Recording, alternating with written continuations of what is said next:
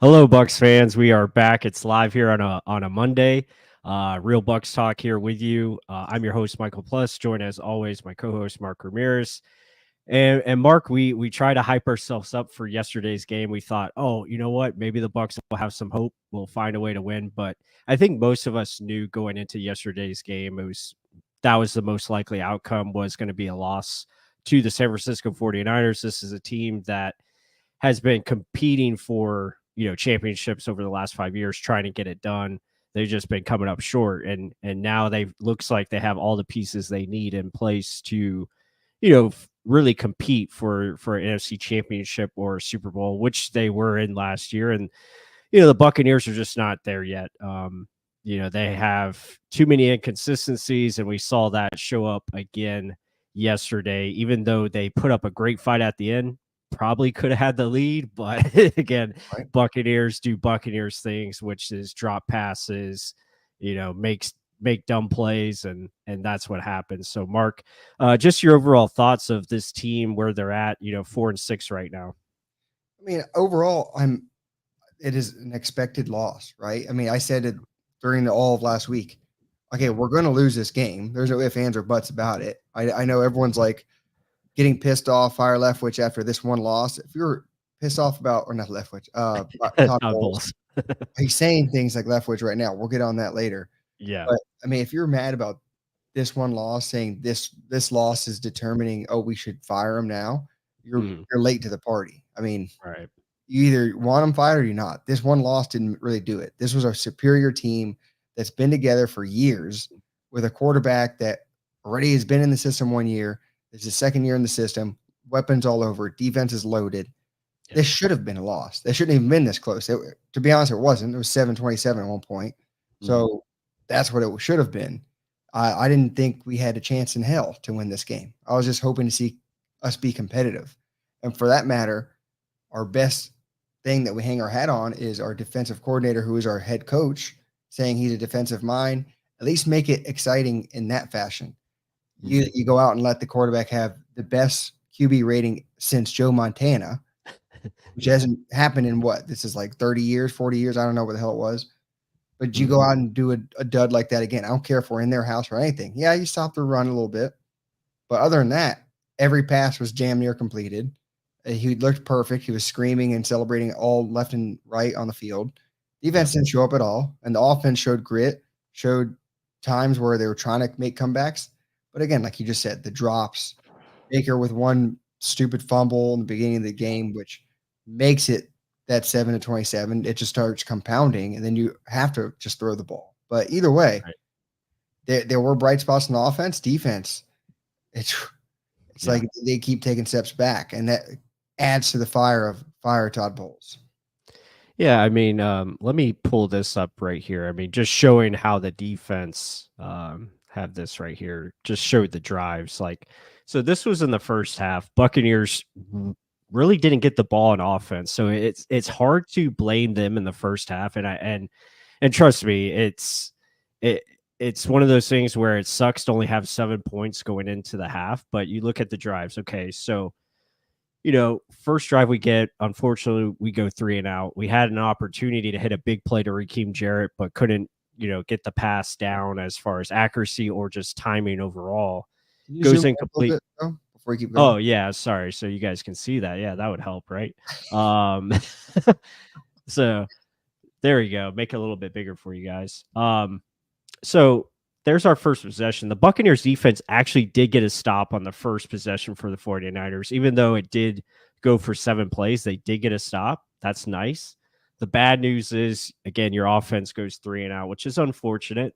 But then this happens, 15 play drive, 80 yards. They take 7 minutes off the clock, 7 minutes. So the first quarter is pretty much over by after that. I mean, just play after play.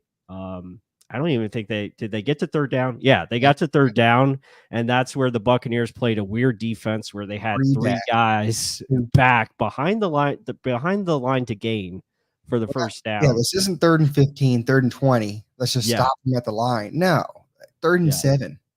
And then on top of that, you allow their best player, which is Christian McCaffrey, to be basically wide open. Yep. and Antoine Winfield to come all the way from the middle of the field to make a great tackle, which is not going to happen. Let's see. Did they get any other? No, I mean, not another third down after that. Nope.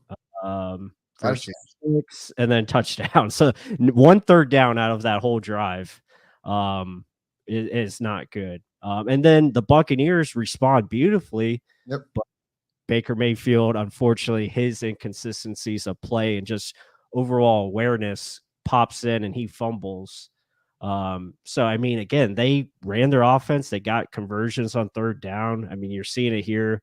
They got some luck with some penalties and stuff like that, but they were making plays. I mean, 11-yard pass play to Chase Edmonds. That was nice. Yep. Again, running the football. I know it's setting up third down, but at least you're in third and manageable. And then again, another penalty on San Francisco. And you have 1st and 5. 1st and 5. And unfortunately, it's a great call by the offense. Again, you roll Baker out to the right. He's got 1 or 2 options, so it's a high to low read. And unfortunately, he just held the ball way too long. Like, he's just got to either run to the right, continue to run to the right and pick up maybe 1 or 2 yards, or he's just got to throw that ball away. You never want to come back to the middle of the field, middle of the play, and it compiles and you lose points there. Yep. Like, you had points, at least a field goal, because you're at the 33. You probably hit a field goal from there. Your field goal career is doing pretty damn good. Yeah, so that hurts. This hurts. Yeah, it hurts. And then on the next drive, San Francisco again goes right down the field, gets a field goal.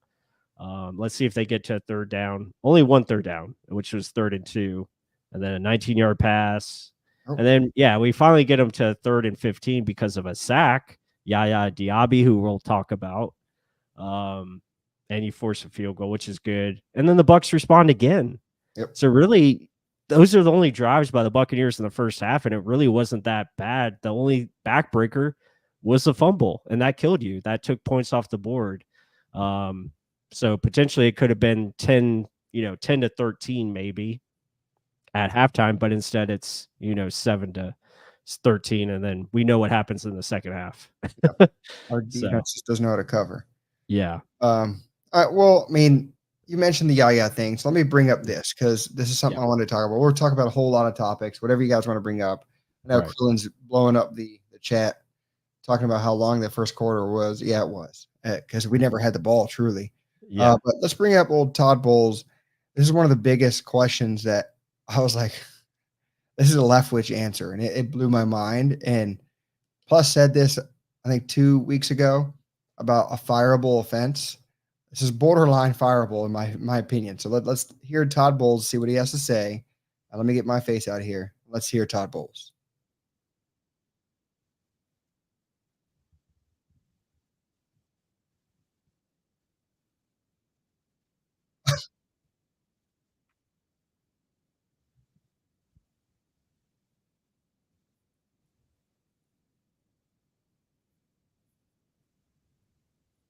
Hold on. Okay, let's just understand what he just said there. I have no justification for why we rotate our guys.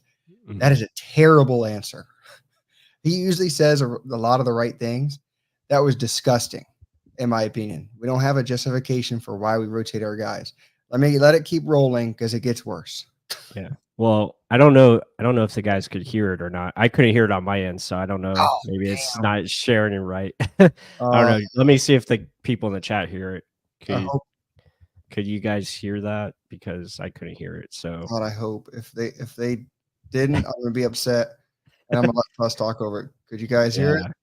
I'll see if Krillin responds, but realistically, he's just saying no audio. So I think you just forgot to share your audio on that. Yeah, well, nope. Damn it. All right, so pretty much he's just talking about how he was asked about why Yaya Diaby got a sack, and then they pull him off the field and they put in JTS, who's not produced at all this season or pretty much in his career as a Buccaneer. And he says, well, there is no justification. We just do rotations where we put guys in and out. Mm-hmm. And just because I can't play it later, someone mentioned how Marquise Watts only had 3 snaps. And why is he not seeing the field? And his answer back to that was, Oh, if a guy gets 2 sacks, we're not going to play him more. We're just going to keep rotating him in and out. What in God's name is that? What justification is that? Like, Mm, that blows my damn mind. Like, so if a guy throws 10 touchdowns in 2 games, they're going to keep him on the bench, put the next guy in? Or that's yeah, the dumbest thing I've ever heard. And I yeah, couldn't believe it's he even said it. yeah. There's no logic to it, and Logic, no logic, a la Byron Leftwich. yeah, I mean, it was very Leftwich, like you said. I mean, you got to put your best players on the field, and and that's where it goes into understanding the flow of the game, understanding time management, understanding, and this is his issues as far as being a head coach. Like he just doesn't get that grasp of, oh, he just doesn't have the feel for the game, like understanding what the other team is doing, understanding what your guys are doing as far as winning, and like you got to put the best players in there that are getting in there consistently as far as the pass rush goes, especially with the secondary having the problems that they're having. Um, Marquise Watts, Yaya Diaby, Kalijah Cansey, Vita Vea, those guys have to be on the field because guess what? They're finding ways to get in the backfield. And, you know, I'm fine with rotating Shaq and JTS at a point, but just the starters, you got to have at least those guys in on third down when it matters. And now, granted, we didn't get to a lot of third downs. I understand that, but yeah, I mean, yeah, Krillin says it here. I mean, rotation is cool, but you don't get all flippy floppy, all willy nilly like that. Yeah, exactly. But You got to put players out there that are winning. it's funny that they're when it comes to the offense, no, we're going to ride the hot hand that is the running back, right? Yeah, Or and you can see even in the offense, Canales is realizing, okay, well, damn, Rashad White's pretty damn good at catching the ball. Let's keep getting him the ball in space. Let's keep doing it. right. Right? You have a guy that the second he comes in, and Marquise Watts immediately gets pressured left and right. Mhm. Even in this one game, in 3 snaps, he had one of them was a pressure. So you're Yep. getting 33% pressure rate by one guy. Yeah. Hell, 10% is damn good in the NFL. Yeah. He had a 76 grade from PFF on those 3 snaps. I mean, just shows you. And because he's too good, we're not going to put him out there. We're going to rotate him. I can't believe he said if a guy gets 2 sacks, we're not going to put him in. I Yeah. That blew my mind. That should be the next quote. Like justification, there is no justification. Logic, there is no logic. That maybe that one right there. Like I jumped on the train of fire Todd Bowles because that is illogical. That is not a smart thinker, Yeah. and that's who's leading your team. Come on now. And I know we're going to go on a run where we're going to win games, and Yeah, I'm I mean, expecting to they'll lose this they'll win game. games. Yeah. But I mean, with the competition we're facing, with the amount of talent we have, and I know the offense is going to get better. And Baker Mayfield is just a dog. He does not quit. And Yeah. I guarantee the offensive side is going to keep going. And this is based off the talent, the defensive side, we're going to win games. So does he save his job that way? I don't know. But the logic that's going on right now is not good at all. Yeah. I mean, the way I look at it, I think Todd Bowles is already a lame duck coach because going into this year, I didn't think he was going to survive after this season. Just the way it's playing out again. Um, they had to give him a second chance after last season just because of what Byron Leftwich was. Yeah. And they wanted him the opportunity to get his staff, but also you have to look at it from this standpoint. We're in salary cap hell. So now you change that where you're actually going to have cap space for next season. You're going to be able to add players. You're going to be able to re-sign, the guys you want to bring back. I mean, the way he's coached the defense, not even just the whole team, just the defense, just looking at his unit that it is supposed to be leading the way for this team because all the money's on that side of the ball. All the money is on that side of the ball. You should have a pretty solid defense, a defense that can get stops on third down, a defense that can be consistent enough where it can keep you in ball games. And facing a good offense that you've shown in the past you're able to stop, but I mean, it's just gotten worse. Like secondary play has regressed tremendously. Guys not being in the right spots, not understanding what players' strengths are. And then you go back to, the best players not even on the field when it comes to defensive line, like you're talking about.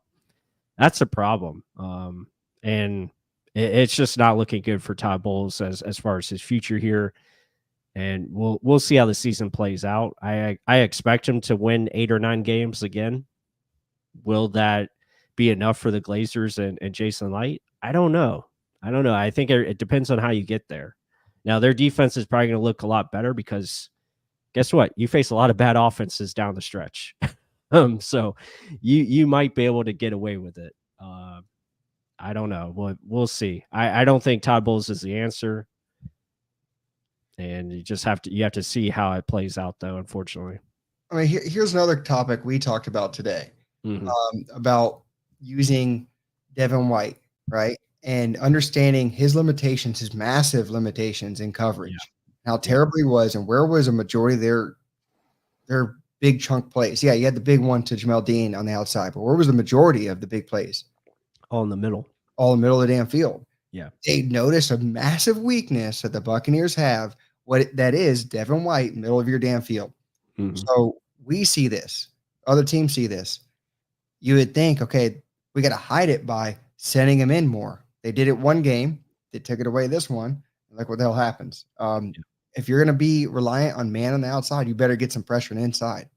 And the thing is, yeah, they did get pressure at times. I mean, Purdy just made good throws, and then your coverage couldn't do jack shit. Yeah. There were times I'm like, you couldn't cover at all?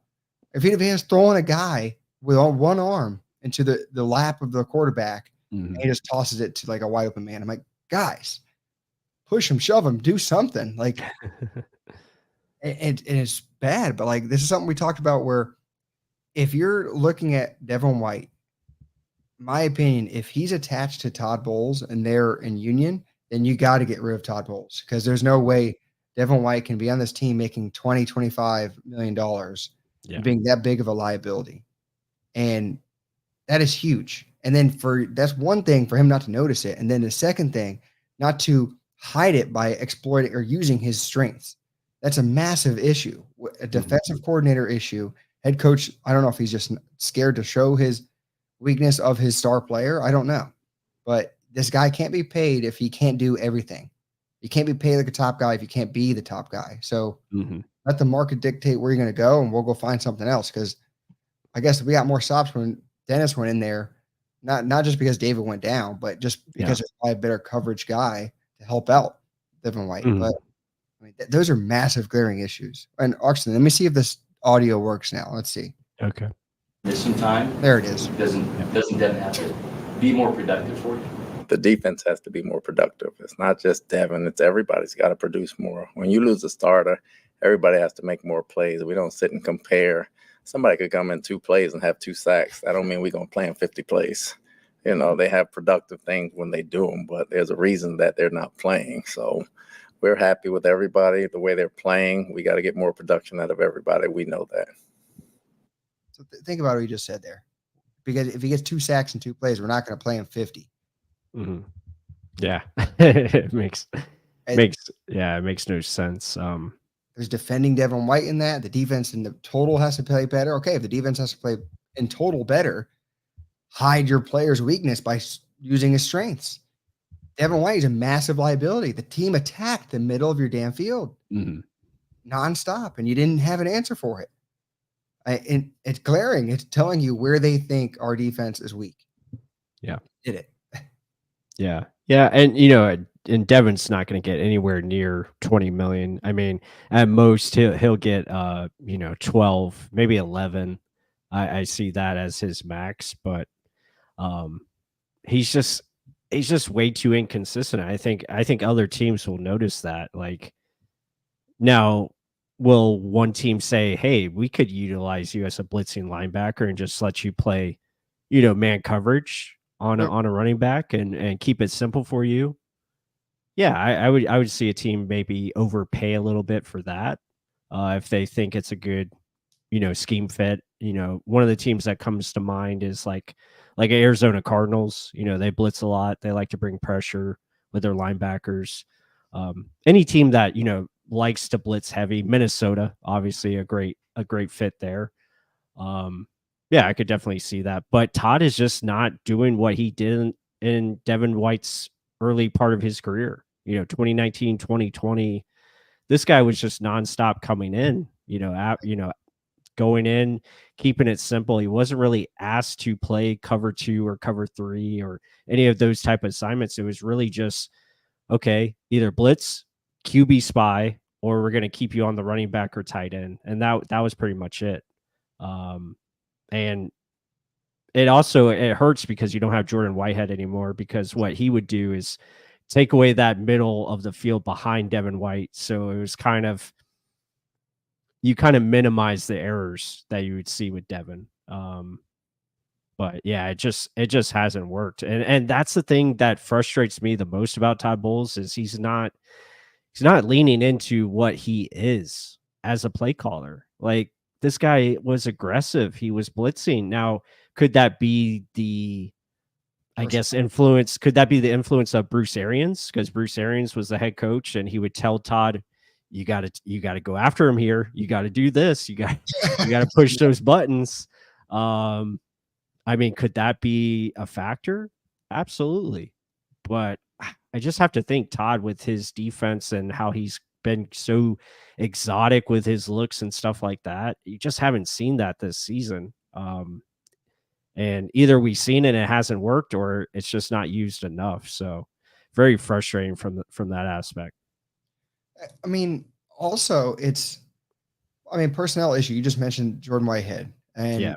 I mean, recently we even looked this up about Jordan Whitehead saying how he'd get taken out of the starting, taken out of the lineup at times for Mike Edwards, and you're like, there's that rotation again. There's that right, smart rotation right there. Yeah, and then he's like, I thought I would deserve to be out there more because the way I would play, and he just wasn't put in a position to intercept the ball that often because he was, like you just said, filling the hole for Devin White going in. But that was his job in this defense. And you had a ball hawking safety over the top, and you had a strong side safety that could get in after the running game. He was literally a linebacker in our defense. He was phenomenal at it. He could stop the run immediately. He'd get a sack if you needed it, and he would tip balls or just lay the wood if you needed it. He was great at that role. We just didn't use him surveying the field and flying to the ball to pick off the ball. The Jets are maybe using it in that fashion. Yeah, we just didn't see him as that. And I respect that, how good he was in our role, but he thought he was a bigger role, and he went and got the money to go do that. But I mean, that just shows who's behind Evan White. Well, is going to have a big assignment. And clearly, Mike Edwards didn't know how to do it. Ryan Neal doesn't know how to do it. I don't know if D. Delaney's knowing how to do it either. Yeah. And it puts guys out to wash. Antoine Winfield. Right? Yeah. It shows how good Jordan Whitehead was, and to have that tandem of safeties. And you're hoping Ryan Neal was that upgrade. Clearly it isn't. Mm-hmm. Yeah. It's just, it's a mess back there secondary wise. It's never good when Antoine Winfield has 16 tackles like he did yesterday. That's just not. He had how many? He had 16 tackles yesterday. Yeah. So, I mean, I'll pull up the stats right here. I think I have it. Let me bring this back. But yeah, it's right here. So holy shit. So yeah, 16 tackles for Antoine Winfield, 9 solo tackles. Levante David, and again, that's another thing that happened yesterday. You lose Levante David, Jamel Dean, Carlton Davis. I mean, Carlton Davis, Jamel Dean, you're probably like, whatever. They haven't been playing well. So and their backups actually didn't do bad. Josh Hayes came in and actually showed some good things. I don't know who was playing the other corner. Zion McCollum. Zion, he's so up and down. He just gets lost at times, unfortunately. But I mean, Levante played really well. 3 tackles for loss, had a sack, but goes down with a groin injury, so that's going to be a tough one. Yaya Diaby, again, playing fantastic. 3 tackles for loss, 2 sacks. But hey, let's not put him in the game. That's way too good. Makes no sense. And Kalijah Cansey, I think, played well, even though it doesn't look like he got a tackle, but he was playing well. Marquise Watts, same thing. And so is Kayvon Merriweather playing just because Ryan Neal was inactive? Because it looked like he got more snaps. Did he get more snaps than D. Delaney? Yeah, they played him more than D. Delaney. And Merriweather was out there, and he had some inconsistencies, as you would expect, first time being out there. But yeah, they just played him because, again, they wanted that extra guy in the box, like you said, that can help with stopping the run game. And D. Delaney didn't play as often, so. I mean, but to me though, defensively, you're taking strides backwards. Offense, you're making steps forward. Yeah. Yes. Frickin' Kate Otten has got to catch a damn ball when it hits you. The one target he doesn't catch could have been a touchdown. So, you just can't shoot yourself in the foot, but your team has to help you if you do shoot yourself in the foot. Mm-hmm. It can't be this one Wade so early. Yeah, the one mess up by Baker, but you can't be perfect. It's hard to be perfect in this game. Yeah. A team game where you're thinking about flags, you're thinking about the clock, you're thinking about positioning, you're thinking about, is my guy going to even run the right damn route? Like, you're trusting in that. And then he does something like that. Like, he needs to just worry about his job and throw it to where it needs to be. If someone else messes up, it's their fault. But he's got to settle himself down. Running game, I was expecting it to be shit because, I mean, it's a really good defensive front we're facing. But they still consistently move the ball. It's just when it's time to score the ball, they choke up. Or they just can't find their main guys in that time. And it's frustrating, yes. But to me, like, the offense shows it can be clicking at times. That it's showing strides in the right direction, right? Momentum's going the right direction. Defense, it's going the wrong way. Yeah. Yeah. I mean, offensively, definitely showing progress. But again, it comes back to it's either the quarterback being inconsistent with the accuracy, especially on the deep ball. There's inconsistencies in the read/vision where he's forcing it into certain double coverages or not seeing the dropping linebacker. Could have had a couple picks yesterday in addition to the fumble. Could have also had a couple touchdowns, but unfortunately the drops hurt you. And I understand, drop picks don't count because they were dropped, right? And same thing as drop touchdowns, they're not going to count either. But there's so many issues, and that's why I'm not going to put it all on Baker. He didn't have the best of games, but again, the offensive unit as a whole didn't help him out. I thought offensive line protection overall was pretty solid. They did a heck of a job. I thought Luke Gedeke handled his own against Nick Bosa. Yeah. Tristan Wirfs, I thought, did a okay job against Chase Young. The problem for Tristan is he hurt his ankle late in the game, so that hurt him overall. That's the only reason why he allowed that sack. Yeah, exactly. So, but the pass protection was pretty good. I mean, they gave Baker enough time, I think, for the most part. There was just couldn't get anything consistently moving. I did like the creative play calling by Dave. I thought there were some good things. They were understanding that 49ers were taking away Mike and Chris early, and that's why you didn't see the targets until late in the game. So that is something where Dave, I think that's his big next step. You got to find ways to get the ball to Chris and Mike as soon as possible. And I know the first pass of the game was to Mike Evans.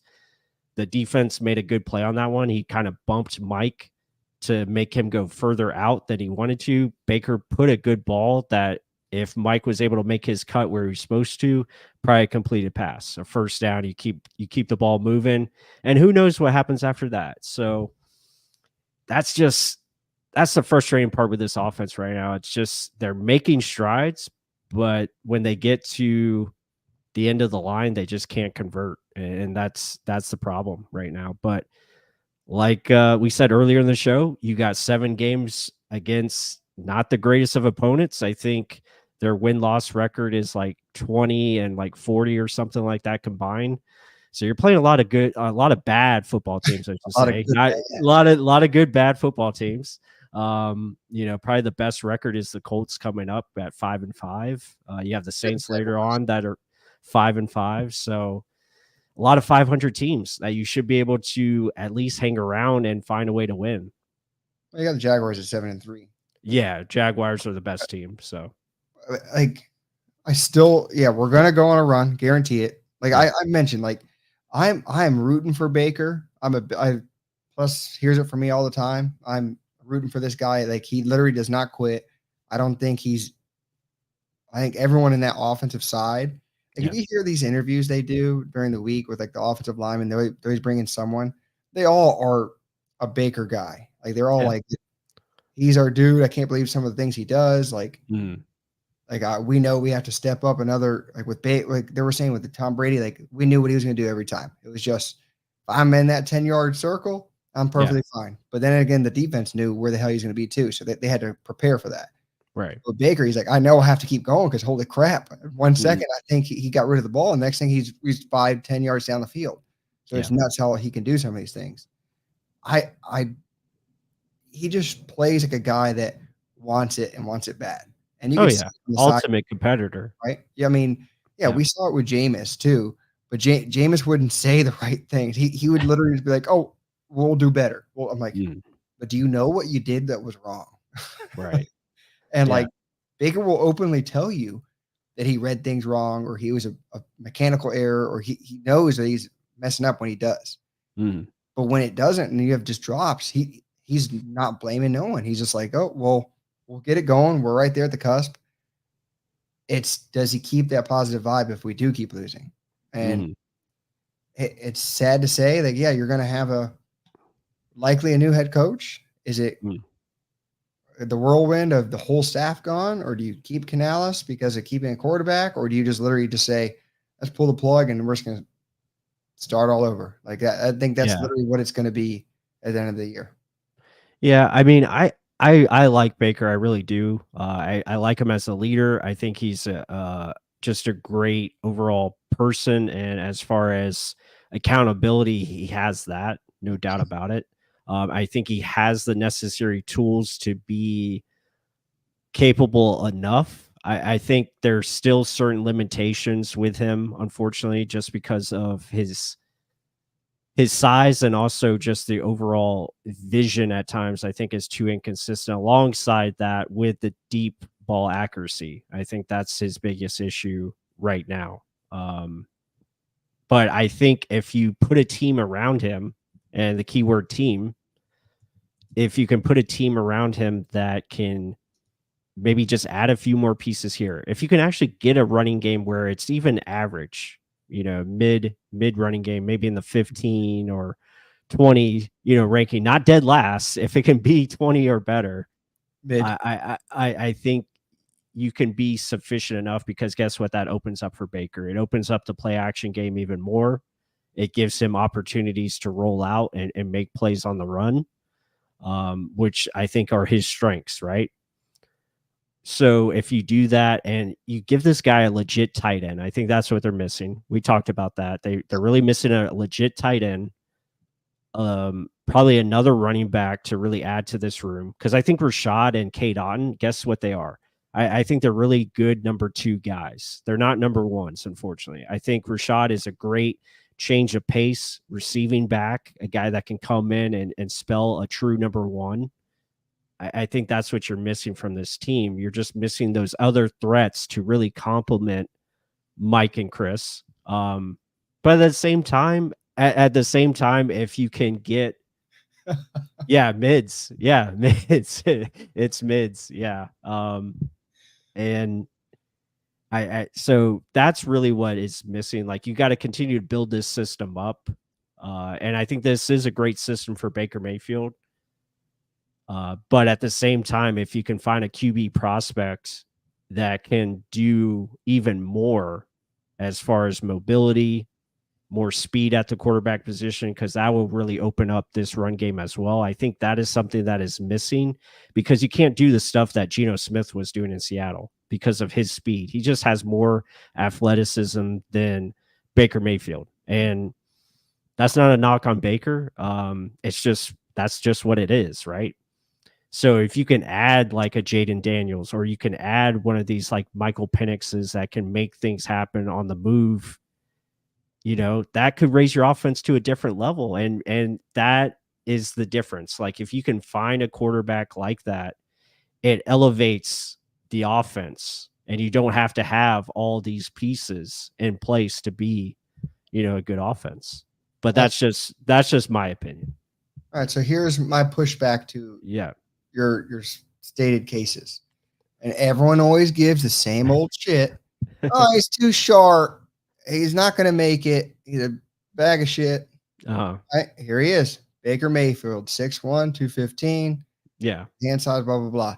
The guy we just faced, I didn't hear one person say he's too short, can't complete a pass, offense sucked. What is he? 6'1", 212, same exact damn thing. I didn't hear one damn comment about height on this guy. And what do you know? 4.84, 40-yard dash, what's Baker's? They're identical. They're 4.84. Where the hell is it? There you go. 4.84, same exact damn guy, same exact height, same exact hand size. That the potential is there. And Jalen Hurts, 6'1", 2 something. Yes, right. He's faster, blah, blah, blah. But the thing is, don't give me that height is the biggest issue. Clearly, yes. Height. Well, I didn't say height. I just think. Not just your point. It's just to everyone else that. Yeah. I don't agree with that at all. I don't think height's an issue.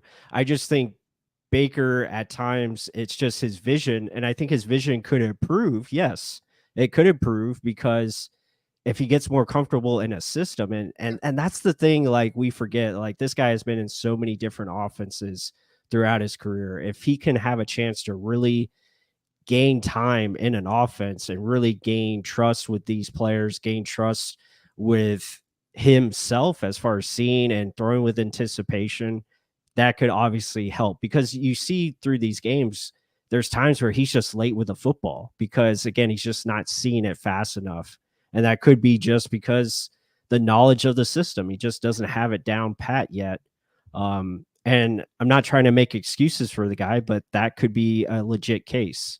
And that's what I see as far as like understanding when to go off your number one read. Like at times he'll stay on his number one a little bit too long. He did that yesterday with Mike Evans. Like it's just understanding where they're going to shade that defense towards Mike Evans and coming back to your number two option, which is Chris Godwin, who is open in the end zone. Like there's opportunities to make those plays. And at the same time, he makes terrific plays. I mean, the read to Cade Otton for the score, that's the right read. It's a touchdown. It's a touchdown. Like it's right in his hands, perfect pass. And then like he makes a hell of a throw to what's his name? Devin Tompkins. Yep. Guy should have caught the ball. Like that was a perfect pass. Threw it right behind the linebacker, into a tight window, hits the guy right in the hands, should have caught it, right? So I'm totally okay with if Baker is going to be that guy going forward. At the same time, though, I would still like for this team to draft a quarterback to have that insurance. If not anything, you have a trade piece that you can trade down the road. I just feel like that's a smart move. Not saying you have to draft one in the first round. There's always room to find quarterbacks in round 2 and 3. Like, we've seen it with Tennessee. They're trying it right now with Will Levis, right? Got him in the second round. So there's going to be guys that fall into your lap, especially in round 2. And that still gives you an opportunity to build the team and build, and like you said earlier, it's all going to depend on the head coach. Who's this head coach going to be? Are they able to keep Canales, and can they bring back Baker on a 1 or 2 year deal, maybe a 3-year deal, with a team option or something like that? So, yes, I don't mind Baker at all. I think he can do enough, especially if you give him the pieces around him. And that's what every quarterback needs, right? You got to have pieces. Like Jalen Hurts, he won't be successful if he had our offensive line or no run game, or, you look at Dak Prescott, if he doesn't have the multiple weapons that he has on his team, Justin Herbert has plenty of weapons, but his weapons let him down every damn game. Like they can't catch the ball. So the bottom line is these quarterbacks need help, right? You got to have that support system in place.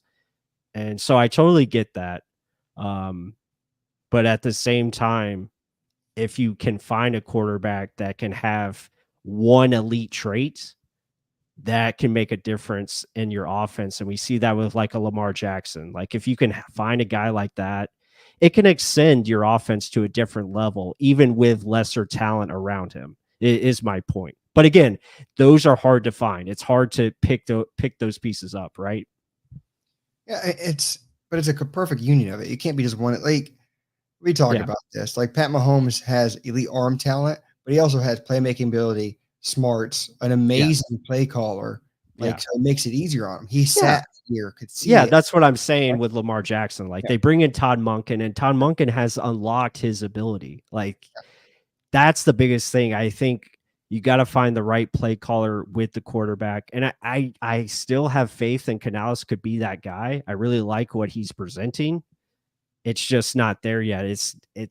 They just don't have what he wants to run. They just don't have the pieces, especially in the inside of the offensive line to unlock everything. But I like him as a play caller. And that's the biggest key. So when you move in the offseason, who's going to be that next guy, and what are they going to want as far as quarterback? Yeah. I mean, so to me, the biggest issue with Baker is a deep ball. That's one thing he has not hit at all consistently. Right. And that's an issue. Yeah. And I'll glaringly say that it is 100% an issue. Inside of 25 yards, he's pretty damn good, in my opinion.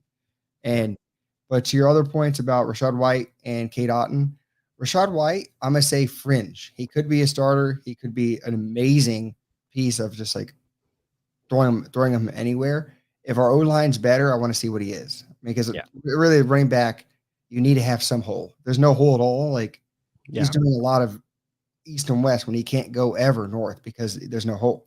And again, you see Christian McCaffrey in the same type of inside zone running style, how much patience he has to wait for a hole to develop instead of just kind of bouncing around. So, I mean, does he have that? Maybe that's just something that we need more in a running back, or maybe we just need a better interior. That's still to be known. But tight end room, 1,000% agree with you. Cade Otton will never, ever be a number one. He doesn't have any speed at all. Inconsistent hands now. Terrible blocking at times.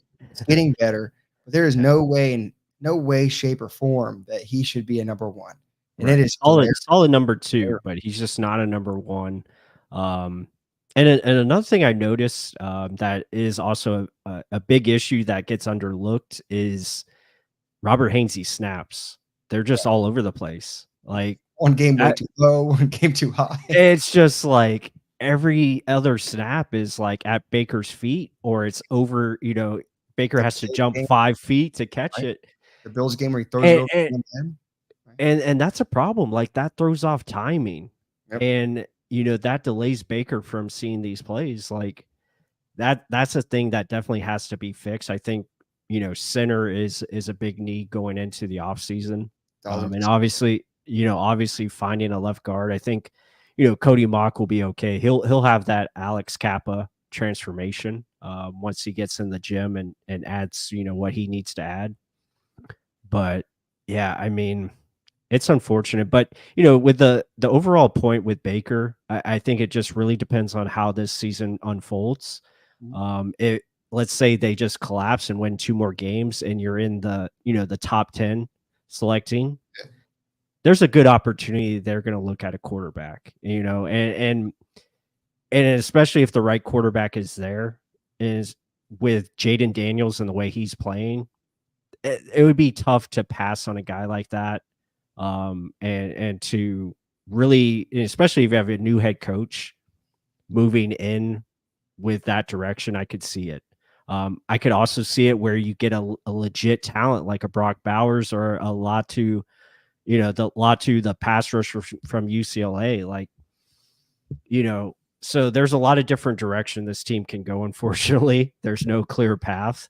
But I think what we can all agree on is Todd Bowles is just not it right now. He's just not it. It's just not working, especially when you're supposed to be a defensive guy and it's just continues to regress. It's not a good look.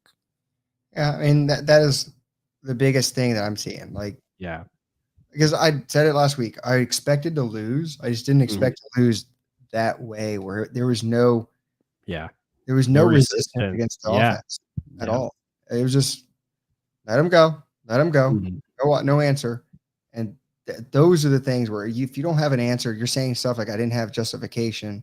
Yeah. Those are fireable offenses for me, where you just went one game where you did do things that worked and then you totally went against it. Like that's being scared of the other team. That's not enforcing your will. That's letting them enforce theirs onto you. And that is an issue. And yeah, do you guys think Cody Mock will be good enough next year to move to center? That's something Plus talked about, moving to center. I still think he's good enough at guard. I think he's improving with game by game. Again, he went against one of the best defensive lines, best defenses in this game. I thought he still did okay. He didn't do superior by any means, but yeah, I mean, yes, he needs to do a little bit better in the running game, but he's extremely athletic. If he puts on weight, like Bless was saying, builds his body, stays in a room with Gedeke and Tristan Wirfs learning the system, he's going to be fine. I think, like he just said, like a Alex Kappa / in between Kappa and Marpet. I think Marpet's ceiling, Kappa's a floor for him. Like I think he'll be eventually better than Kappa. Yeah. Yeah. And our good old favorite is back. Yeah. I mean, Baker had a lot of, he was very up and down yesterday. He did. I mean, he was throwing some into tight windows. So yeah, it wasn't a good day for him. But it just wasn't a good day overall from the whole team. I mean, offensively, can't have drops, can't have just inconsistencies all the time. It's everywhere. And then defensively, couldn't stop anything. So, yeah, it was bad. Yeah, but Camarda still looking good. Camarda looked good. Yeah, I mean, if we want to highlight positives, offensive line, I thought pass protection was really good. I thought Rashad White out of the backfield is always a plus. His ability to make people miss. He juked the guy so bad that he tore his ACL. So, no, that really happened. Which guy? Who was it? The safety for San Francisco, the guy from USC. Halfanga? Oh, really? Yeah. Tore his ACL? He tore his ACL because Rashad juked him out so bad. He went one way and went back the other, and the guy lost his balance and ACL done. So that's a bad man. So yeah, Rashad White I thought was a positive. Defensively, again, Yaya Diaby played well. Marquise Watts when he was in there. Antoine Winfield did what he could. Levante played well, before he got hurt. So yeah, there was good things. But just still way too much up and down. Here it is. Yes. Oh no. Oh, here, let me put it on there for you. Oh no. Skirt. And there, boom goes the dynamite. Yeah. Knee buckled, and that's the end of it. Rashad, you bad man. They pulled a Heisman on him at the same time. Damn. Yeah. Well, hey, irritable bowel syndrome. Yes, Tony S, my man. We miss you, Tony.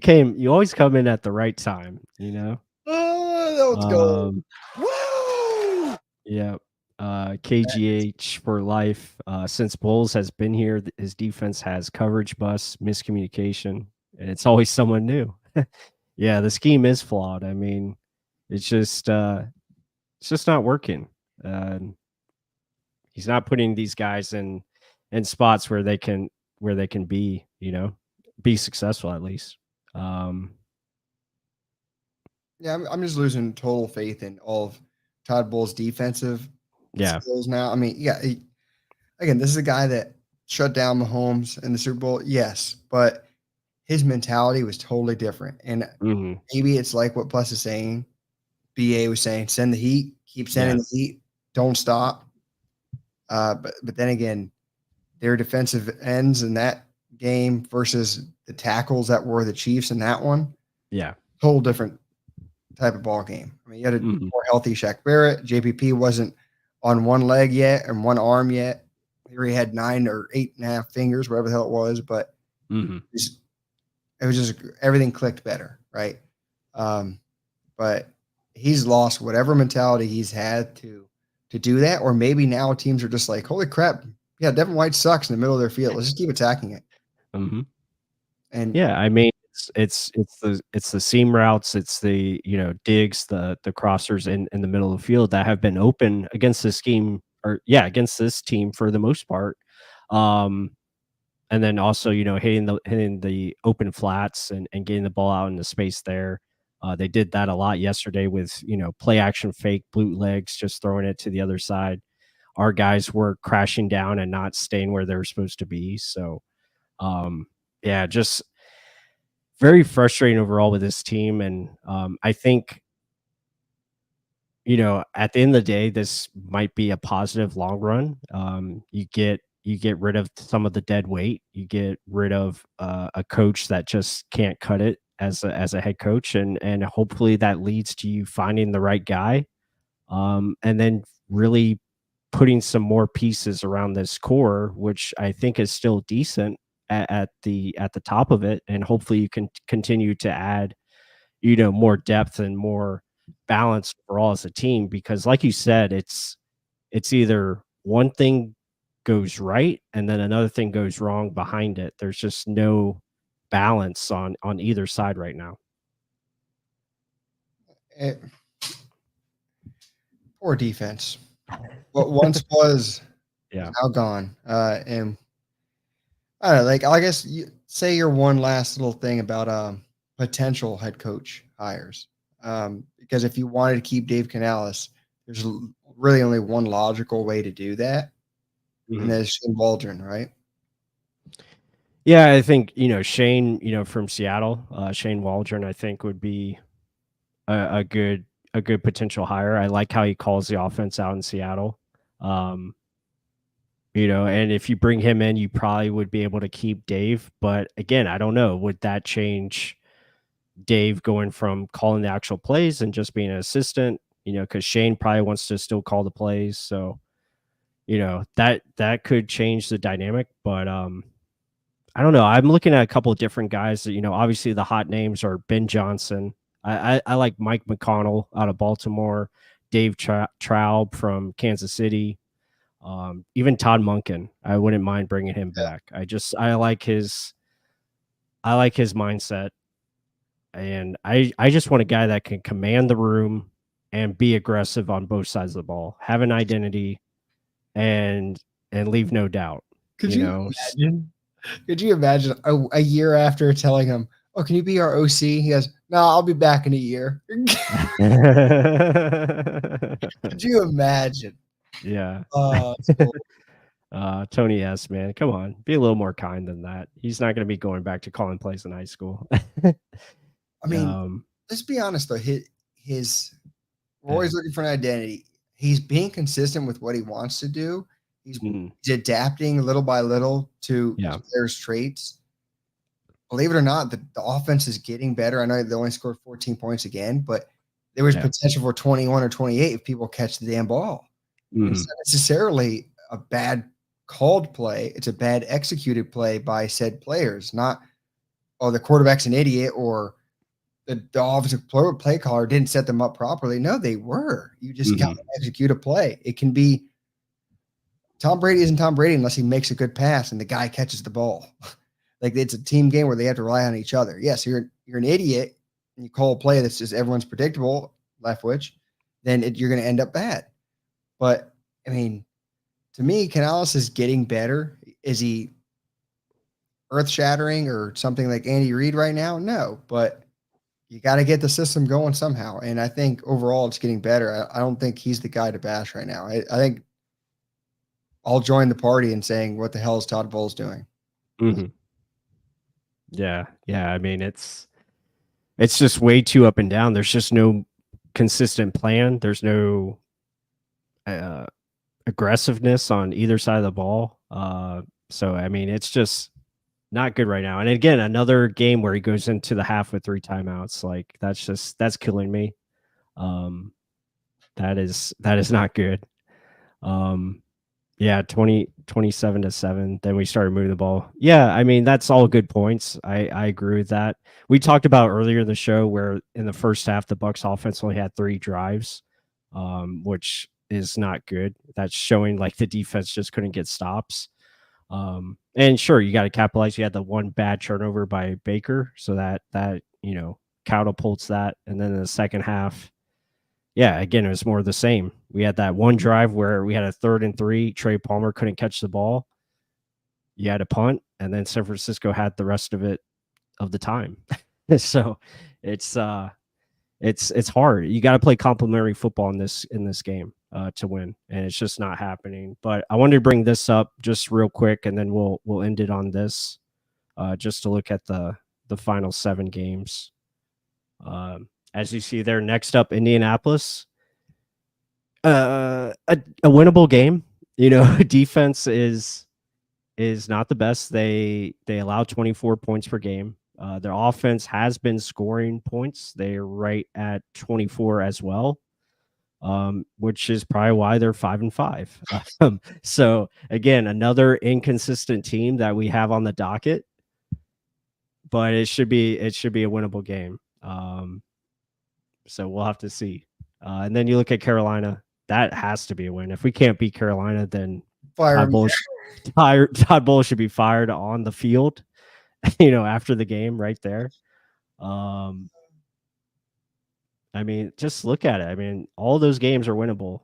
Maybe not Jacksonville, but after, all of those are pretty much wins, or at least should be in the conversation for a win. Yeah. Yeah, I don't even like Hainsey at guard. I think Hainsey is just a backup. I think that's what he's drafted for. He's a 3rd round pick. Yeah, a 3rd round pick. I think he's a decent spot starter / backup. I mean, maybe he could be a guard. Put him at left guard and see what you have there. But yeah, they definitely need a center. I would agree, because he's just too inconsistent with his snaps. Not as dense as Baker is. Yeah. Mid. Yeah. Al Bundy says Green Bay's the loss. I hope not. I'm going up to Green Bay, so I hope they win at least that game. But I understand the Jacksonville. But I mean, Mark, what do you think of this just remaining schedule? And then we'll get out of here. I mean, this is stuff we've all talked about. Like, yeah, all these games are very winnable. Yes, Jacksonville's a damn good team, but they were dismantled by this 49ers team as well. New Orleans, we know we can beat them. It's at home. The rest of these, I mean, come on, really. Like, if Bowles wants any chance of saving his I don't even want to say it because I don't want him to at this point. But I know this offense is going to keep fighting. The defense, if they could do anything right now, we're saying this in the beginning of the year. If the offense could do anything, the defense would hold it in. I don't know what the hell's going on. We're in a time warp. I don't know what's going on, guys. Farouk Kawab coming in. Well, hello there. Well, you came in at the end. Long time no see, my man. Yeah, it's good to see you. We appreciate the super chat. But yeah, we were just discussing a lot about this team. Obviously, changes are coming. Fortunately, I think head coach is going to be out regardless of what happens at the rest of the way. I think even if he does win most of these games, I still think he gets fired, right? Just because of the process and how bad the defense has regressed, especially statistically, not getting interceptions with guys that you paid a lot of money to, and Jamel Dean and Carlton, and those guys are just not playing very well either. You have a linebacker who's just a liability. So there's just a lot of problems there on the defensive side of the ball. And that starts with the head coach, because that's his specialty, or supposed to be. So, yeah, I mean, I guess if he wins a playoff game, yeah, maybe he does save his job. but I don't know. Yeah. I mean, but I've told you this before. Like those are very winnable games. If we get a home playoff game, and he learns to just not be a bitch, send his guys in, we'll have an opportunity. And if your offense just continuously gets better, good things will happen. But you gotta play like there is no tomorrow and win games, because I mean they're all very winnable, but your coaching is showing how coaching matters, and you're not doing it. So we all say it's all winnable, but yeah, we have no identity on defense now. On offense, we know what the hell we are going to do. We're going to consistently run the ball, even though we can't run it. We're going to try and open up deep shots by forcing people to think we can run the ball. And next year, if this offense is still here and we do get better guards and interior linemen, I think that scheme works very much so. But right now, we just don't have the players, the horses to run it. And Mike's not getting any younger. You don't know if Mike's going to even be here. You don't even know if this offensive system's going to be here. So it's very up in the air. That's why, I'm to the point where they may just pull the plug. That, Plus said, didn't even matter what the hell the end result is. Yeah. I think if they're smart, they look at the process and try to make a change for the better. Even if you do make the playoffs, it's just going to be probably a loss to a better team, because you're probably playing the Cowboys or Eagles or Seattle, who can move the ball against a suspect defense like ours. I just don't think it would really put anything in the favor of Todd Bowles staying. So, but anyway, with that, guys, we should have probably done this a lot earlier, but be sure to hit that like button. We appreciate all the support in here, all the questions and comments. Appreciate all you guys. I wish we could talk about more positive things, but again, it's just going to be one of those seasons where we just have to wait and see how things play out, and then really evaluate once the season is over. But the good news is the Buccaneers are not going to give up. They're going to try and compete and fight hard for victories, and they have a great opportunity with these last 7 games remaining. So should be a fun ride, and you just hope that certain players continue to grow and get better, especially the younger ones, and you can have something to build around moving forward. But with that said, I think that's going to do it for us. Again, appreciate all the support. Thank you guys so much, and we'll see you next Monday around the same time, 9:15. Hope to see you then. And with that said, everyone have a happy Thanksgiving and a great week. All right, go Bucs. Let the big dog eat.